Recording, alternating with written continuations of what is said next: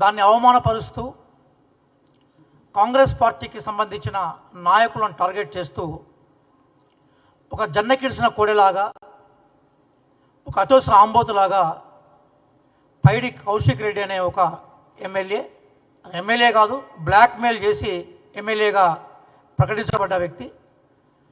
అతను కాంగ్రెస్ పార్టీ నాయకుల మీద, ప్రధానంగా తెలంగాణ ఉద్యమకారుడు, మాజీ ఎమ్మెల్సీ, తెలంగాణలో ప్రధానంగా గిరిజన సమాజానికి ఒక గొప్ప సేవా దూత రాముల్ నాయక్ గారి కుటుంబం మీద ఆరోపణలు చేస్తూ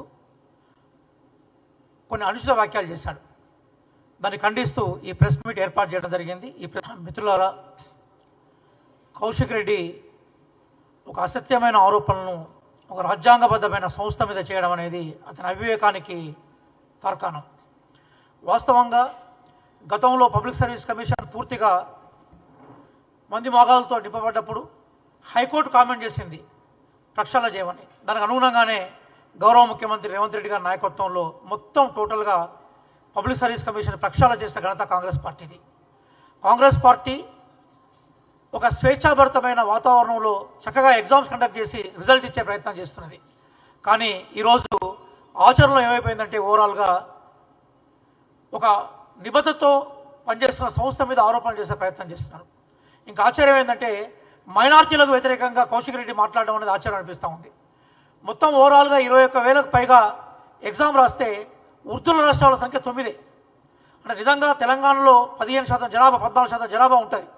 అంటే ఓవరాల్గా 21,000 మందిలో దాదాపుగా ఒక 3,000 మంది ఎగ్జామ్ రాయాలి మైనార్టీస్ నుంచి.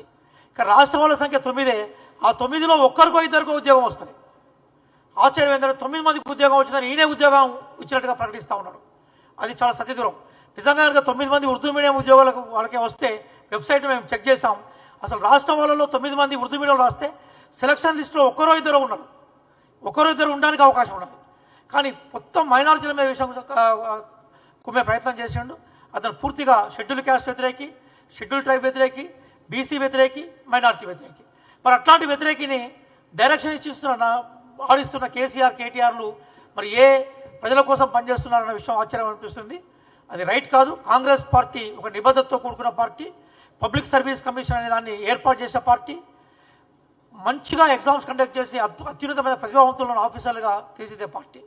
కాంగ్రెస్ పార్టీ నాయకుడు, తెలంగాణ ఉద్యమకారుడు రాములు గారి కుటుంబాన్ని అందులోకి లాగడం అనేది అతను బహుశా నిప్పుతో చెలగాటం పడుతూ ఉన్నాడు. కౌశిక్ రెడ్డి తక్షణమే క్షమాపణ చెప్పాలి. కాంగ్రెస్ పార్టీ నాయకుల మీద మీరు చేసిన ఆరోపణలు పూర్తిగా అబద్ధమైన ఆరోపణలు. రుజువు చేయకుంటే, మళ్ళీ చెప్తున్నాను, రుజువు చేయకుంటే ముక్కు భూమికి రాగించే ప్రయత్నం చేస్తాం. మేము రుజువు చేయి, మేము బాధ్యత వహించడానికి మేము సిద్ధంగా ఉన్నాం. మేము ఎందుకు ఇంత అబద్ధాలా, ఇంత అన్యాయమా? కాబట్టి మేము చాలా క్లియర్ చెప్తున్నాం. వెంటనే కౌశిక్ రెడ్డి రాజీనామా చేయాలి. బ్లాక్మెయిల్తో ప్రకటించబడ్డ కౌశిక్ రెడ్డి యొక్క సభ్యత్వాన్ని ఎలక్షన్ కమిషన్ ఎమ్మెల్యేగిరికి ఆయన వెంటనే అతని ఎమ్మెల్యేగిరిని రద్దు చేయాలని కోరుకుంటున్నాం. అదేవిధంగా స్పీకర్ గారు కూడా అతని మీద యాక్షన్ తీసుకోవాలని చెప్తూ రేపు అతన్ని ప్రజాద్రోహిగా మేము ప్రకటిస్తాం. అట్లాంటి స్టేట్మెంట్ వల్ల నిజాయితీగా చదువుకునే వాళ్ళు, పేద కుటుంబాల నుంచి చదువుకునే పిల్లలు నైతికంగా వాళ్ళకు సంబంధించిన సామర్థ్యాలు దెబ్బతింటాయి. కాబట్టి కౌశిక్ రెడ్డి తక్షణమే బేషరతుగా క్షమాపణ చెప్పాలని కాంగ్రెస్ పార్టీ వైపు నుంచి మేము డిమాండ్ చేస్తున్నాం.